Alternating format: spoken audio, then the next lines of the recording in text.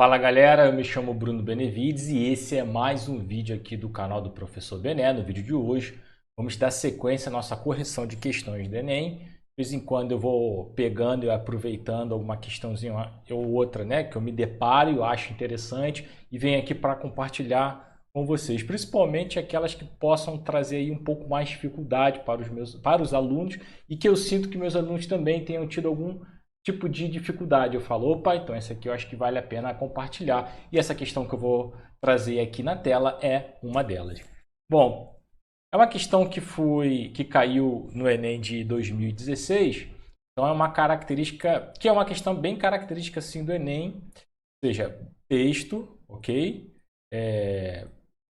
Um pouquinho de conteúdo histórico, aqui estamos tratando aqui de religiosidade durante o período colonial, e claro, muita interpretação.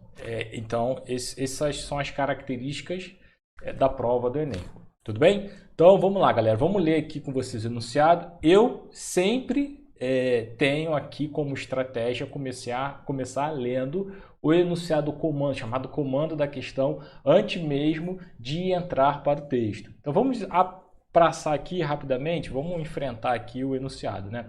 O sincretismo religioso no Brasil colônia foi uma estratégia utilizada pelos negros escravizados para. Então aqui, desde o início, eu já estou ligado. Eu sei, então, portanto, que é uma questão que é sobre, né, no contexto sobre Brasil, colônia, é sobre política, é sobre cultura, é sobre religião? Ah, é sobre religião. Então é religião no Brasil colônia. Agora, qual o tipo de religião aqui que a gente pode notar? Religião católica europeia? Religião indígena? Ou a religião dos africanos que vieram para cá forçadamente por meio da escravidão? O que vocês acham? Obviamente, né? O texto aqui tá evidente a partir do enunciado. Então, olha, é uma questão falando sobre religiosidade africana no período do Brasil, do período do Brasil colonial. A gente já entende isso. Só que, o que exatamente que ele está tocando em relação à religião? Ao sincretismo. Então a gente já chega, agora a gente vai ler o texto, porque sem ler o texto a gente não consegue resolver essa questão. Tá? Até conseguiria, galera, mas eu recomendo voltar ao texto. E é assim que se faz. Então agora, depois que a gente já olhou, já marcou esses pontos importantes do enunciado, quando a gente retornar aqui ao texto, está muito mais claro o que ele quer. E ele está tratando sim sobre sincretismo. O que é o sincretismo religioso, então? É você fazer uma tentativa de mescla, de unificar, de fazer uma junção, tá? Ok, vamos lá, vamos botar aqui entre a gente, não comenta com ninguém, de fazer uma mistura religiosa, principalmente em relação às divindades. No caso da Igreja Católica, o sincretismo entre o catolicismo e o sincretismo entre as religiões provenientes da África, tá? Aqui no caso vai ser uma mistura em relação às divindades, santos e divindades dessa religião africana que foi bastante influente aqui no Brasil, né?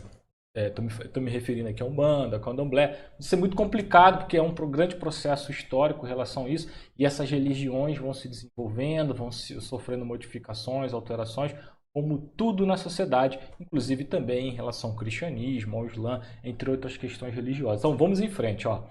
As condições religiosas dos escravos eram, entretanto, colocadas a duras provas quando a sua chegada ao Novo Mundo, onde eram batizados obrigatoriamente para salvar a salvação de sua alma e deviam curvar-se às doutrinas religiosas dos seus mestres. Okay? Então o escravizado chegava, fazia essa travessia selvagem, já tem um vídeo, inclusive no canal falando sobre isso, bastante interessante, relacionando a questão da climatologia, depois procurem. E quando chegava aqui, obrigatoriamente eles eram obrigados ao quê? A se converter ao cristianismo. É isso que a questão está falando nessa primeira parte. E aí, se ele se converte ao cristianismo, o que vai acontecer com as crenças deles anteriores? Vai se perder? Se perde? Como é que funciona isso? E aí, numa tentativa de não perder, acaba ocorrendo o sincretismo. Muitos dos escravizados vão fazer aí uma projeção das suas divindades em relação às divindades do catolicismo. Então, ele vai citar o exemplo aqui logo em seguida, na segunda parte. Iemanjá, mãe de numerosos outros orixás, foi sincretizada em Nossa Senhora, ou seja, foi projetada, digamos assim, em Nossa Senhora da Conceição.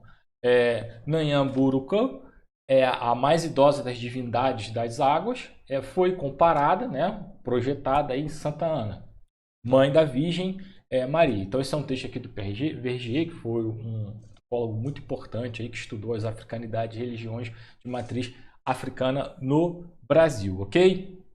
Dito isso, agora podemos ir às alternativas. Qual seria, então, essa estratégia de realizar o sincretismo religioso pelos negros escravizados no Brasil colônia? Compreender o papel do sagrado para a cultura europeia? Não, obviamente que não. Então, quer dizer, eles faziam esse trabalho de projetar a sua divindade numa divindade religiosa católica, ou seja, numa tentativa de manter ali a sua religiosidade, não perder, tendo visto que eles eram obrigados a se converter, e eles faziam isso para poder entender melhor a cultura europeia? Claro que não. Né?